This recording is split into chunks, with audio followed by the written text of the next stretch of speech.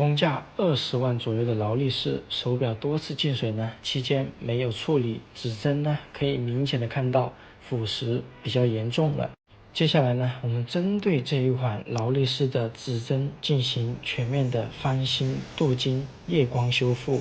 接下来呢，请大家拭目以待，看最后修复好的效果是否能够让客户满意。